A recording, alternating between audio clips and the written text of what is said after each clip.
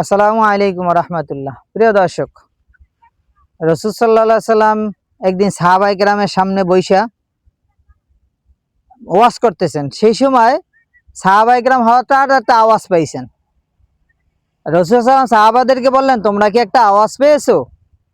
সাহাবায়ে কেরাম বললেন, ইয়া রাসূলুল্লাহ, পাইছি, আওয়াজ পাইছি। কই আওয়াজটা কিসে তোমরা কি জানো? সাহাবায়ে কেরাম রাদিয়াল্লাহু তাআলা আনহুম আজমাইন তারা বলল যে আল্লাহ এবং আল্লাহর রাসূল ভালো জানে। রাসূল সাল্লাল্লাহু আলাইহি সাল্লাম বলতেছেন যে এই আওয়াজটা হলো জাহান্নামের ভিতরে 70 বছর আগে 70 বছর আগে একটা পাথর ফালানো হয়েছে উপর থেকে। ওই পাথরটা যাইয়া 70 বছর পরে এখন এই জাহান্নামে নিচে গেছে। এর আওয়াজ এই পাইলে এখন সাহাবায়ে কেরাম বলতেছেন, জাহান্নাম এত গভীর?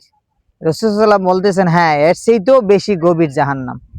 তাই এই জাহান্নাম থেকে, এত গভীর জাহান্নাম থেকে, জাহান্নামে উত্তপ্ত আগুন থেকে আমরা সবাই বাঁচার চেষ্টা করব এবং সকল গুনাহ থেকে বাঁচবে ইনশাআল্লাহ। আল্লাহ সকলকে তৌফিক দান করেন। আমার ভিডিওটা যদি সবার ভালো লাগে, লাইক, কমেন্ট এবং শেয়ার দিয়ে অন্যকে জানার সুযোগ করে দেবেন। আসসালামু আলাইকুম ওয়া রাহমাতুল্লাহ।